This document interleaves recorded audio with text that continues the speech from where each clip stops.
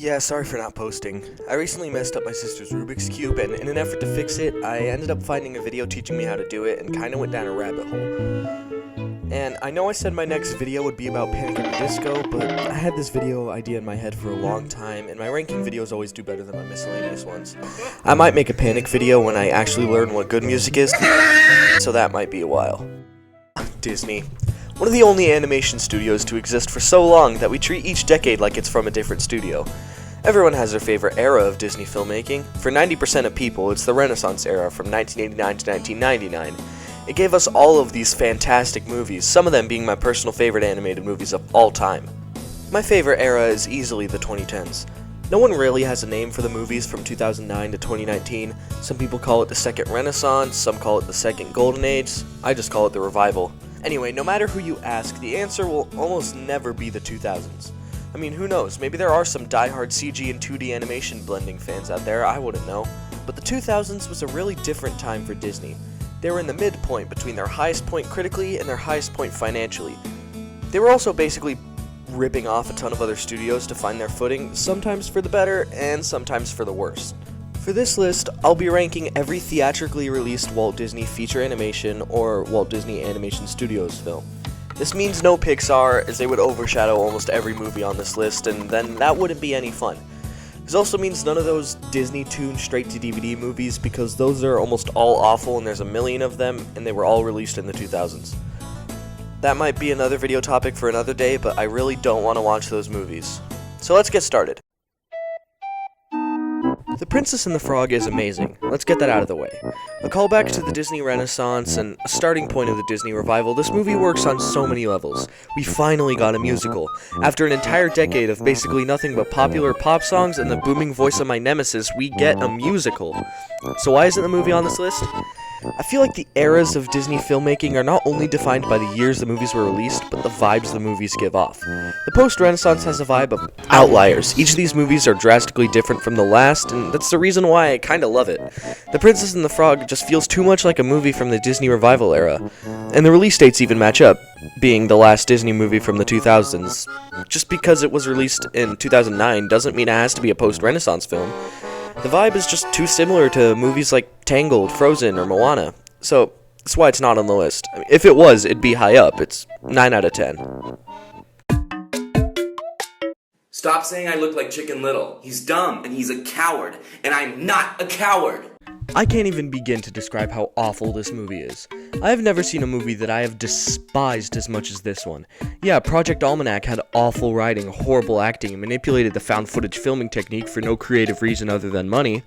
But at least it looks nice. I mean, sure, Diary of a Wimpy Kid: The Long Haul is a disgrace to my favorite film trilogy of all time, but at least it made me laugh, like, once. But Chicken Little, I can't even with this movie. It's so ugly. I mean, to shield your eyes from this monstrosity, I'll only be showing footage of fish out of water. The only character in this movie that isn't an abomination. Not only is the animation the same quality as those movies that every commentary YouTuber has reviewed, but the writing is just awful. I mean, this is the first example of Disney trying to be another company. They noticed that their 2D animated films weren't making enough money, some of them were even losing it, so they decided to just be DreamWorks. And not good DreamWorks, like below Z tier DreamWorks. We're saying P equals funny and throwing in random hit songs that have nothing to do with the movie. I could go on forever about how much I hate this movie, but I'm gonna stop before I spontaneously combust. I'm giving it a 0 out of 10.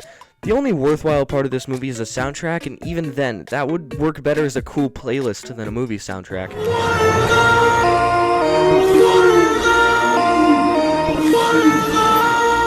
Dinosaur is one of the most forgettable movies to ever exist. I don't even remember what makes it forgettable. It might be the boring characters that have no personality other than nice guy, evil, woman, old people, and dog. I mean, it might be the characters that look like unpolished PS2 models, it might be how said characters clash with the live-action environments that were recorded on surprisingly low-quality cameras. Like, this is Disney, they have a bajillion dollars, they could at least afford to get better cameras. Whatever. This movie is really boring, but at least it's better than The Good Dinosaur, and the opening scene looks beautiful, so it's not entirely worthless. It's getting a 2 out of 10.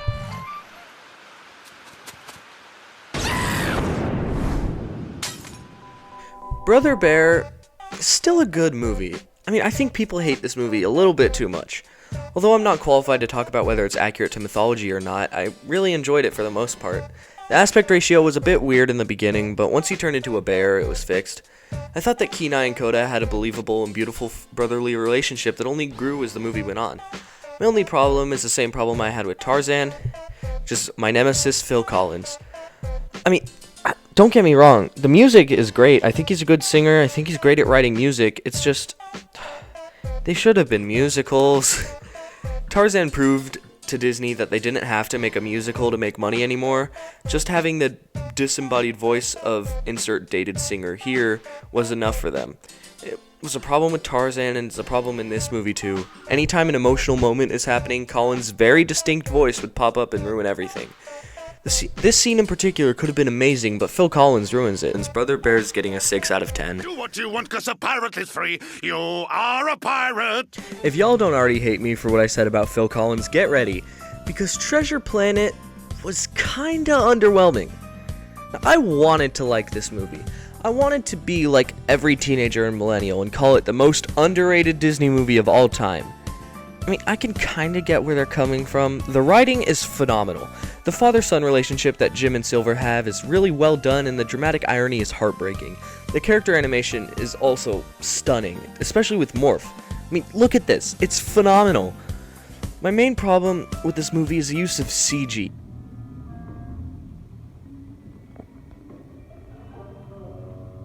Like, what? That exists. That's a real thing. Can't ignore how awful the backgrounds in this movie look. Some people even compliment this movie on its use of CG and 2D animation, and I personally just can't understand that. I think it aged horribly.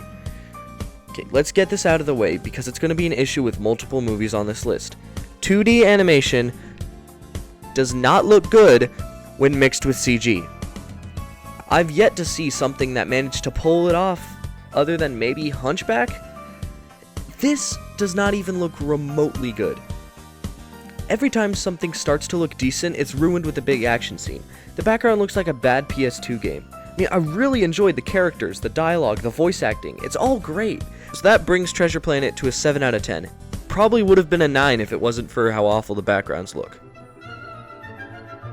Fantasia 2000 is the example of it's not a film, it's an experience. I feel like that phrase perfectly encapsulates Fantasia as a franchise, and to a lesser extent, Fantasia 2000. I'm definitely going to make a full video about these movies, so let's just speed right through it.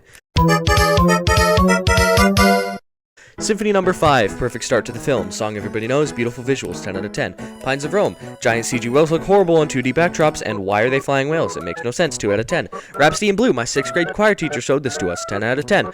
Piano Concerto Number 2, Allegro Opus 102. I butchered that pronunciation, yes, it's fine, the CG's awful, Jack in the Box scarred me as a child, coincidence if this is really distracting.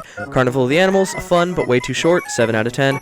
Sorcerer's Apprentice, 10 out of 10, but it gets knocked down to a 4 out of 10 because who reuses short films in a sequel to an anthology? Pomp and Circumstance, great animation, weird but fun premise of Donald Duck on Noah's Ark. Use of the graduation song distracted me, 6 out of 10. Firebird Suite, perfect conclusion with phenomenal animation. Every frame a painting, 10 out of 10. Overall, I enjoyed it a lot. Sure, some of the CG was distracting, and they reused an iconic short for some reason, and the use of 90s comedians and actors really ages this movie a lot more than it should. The whole vibe of Fantasia is to be timeless. Still, when it's good, it's really good, so I'm gonna give it an 8 out of 10. Home on the Range. I have a soft spot for animated westerns. I've only seen 3 of them, and I've loved all of them, one of them being one of my all-time favorite movies. Although Home on the Range is the worst of these, I'm still surprised about how good it was. Like some of the other movies on this list, it should have been a musical. Why wasn't it? Oh, right. That's why. A lot of people despise this movie, and I honestly don't understand why. It's just a harmless, fun film. Nothing less, nothing more. I think it succeeds at being just that, fun. The animation also looks really good for the most part. The minecart section looks a little off, but at least it's not used during the entire movie.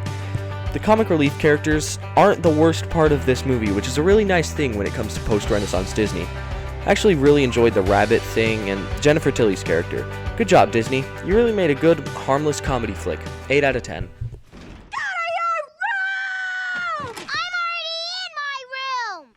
Lilo and Stitch is amazing. I don't really have much to say that hasn't already been said about this movie. Every Disney fan has watched and loved this movie. If you haven't, just go watch it again, it's so good. The animation is some of Disney's best in this era. I love the stylized approach of having every background look like an oil painting. It really emphasizes that Hawaiian feel.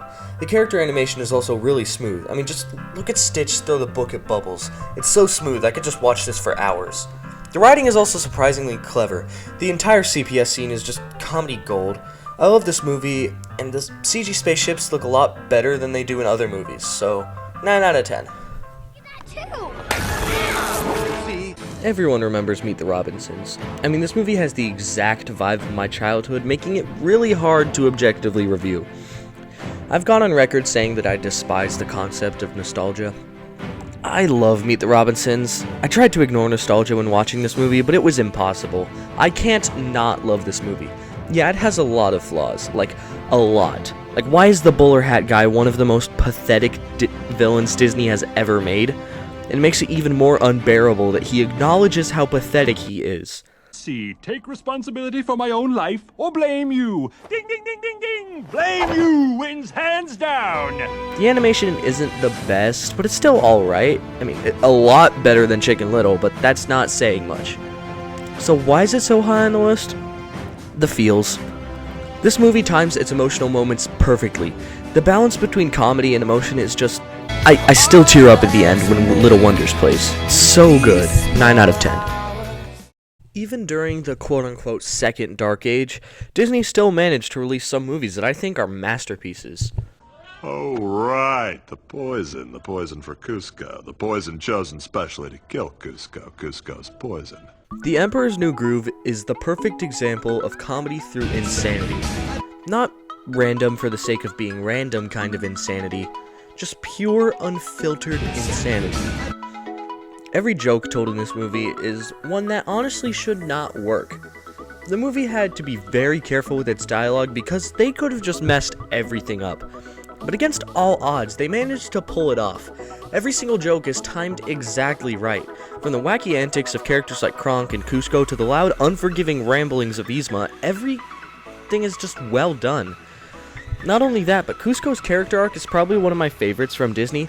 I like how in the end, instead of admitting he had a change of heart, he gives a sarcastic remark about it. Because that's what Cusco would do. He becomes a better person without an extreme change in personality. You know, like how humans act? The animation is also really good. This is before Disney decided that they need to overload their movies with dated CGI, so it doesn't look nearly as awful as some other movies from this era. Honestly, I could see this movie being remembered as one of the all-time classics. 10 out of 10. Atlantis, submerged city, you enchant us. Atlantis: The Lost Empire is amazing. I can go on and on forever about how awesome this movie is, but I'll try to condense it. I adore this movie. I went into this movie expecting actual garbage.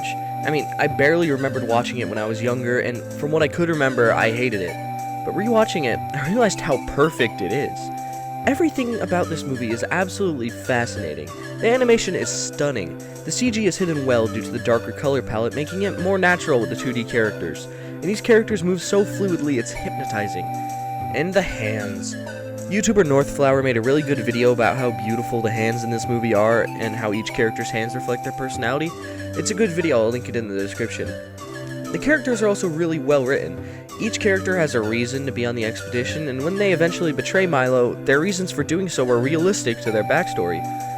But we've seen them have emotion, so it also makes sense when they have a change of heart or try to save Atlantis. It's also nice how the twist villain isn't really a twist villain. It's played naturally, and even Milo reacts how a person would react. I'm such an idiot. This is just another treasure hunt for you. You're after the crystal. This movie is just so well made. Oddly enough, I feel like this movie works better as a non-musical. You're just there for the ride, and it's done perfectly. 10 out of 10.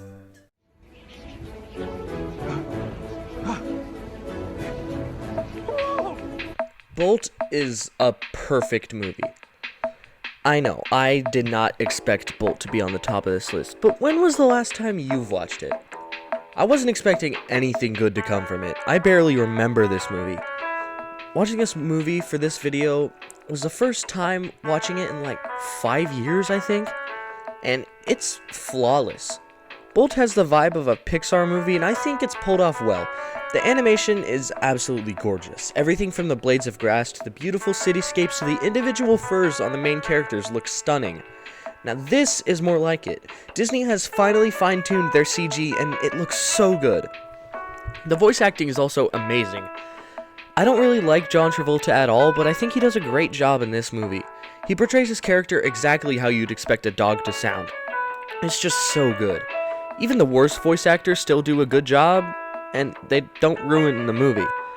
I also really enjoyed the relationship that Mittens and Bolt have, and the way that they never spoil Rhino's innocence when they find out that Bolt doesn't have any powers. It's really sweet, and it makes the inevitable separation even more heartbreaking. The movie made me cry a lot. The studio fire scene is one of my favorite Disney scenes ever. It's just perfect. The only way it could have been better is if it was marketed as a superhero film and the TV show aspect was never revealed until the movie was released, but that's not the fault of the movie, more the marketing. The movie itself is for sure a 10 out of 10. So that's my ranking of the Disney movies from the 2000s. Somehow it managed to be the decade with the worst movie I've ever seen, and one of my favorite movies ever. And apologies to the Treasure Planet fandom, and same thing with the people who like Tarzan and Brother Bear. I'm sorry that Phil Collins is my nemesis. Yeah, that's it. Thanks for watching, and stay safe.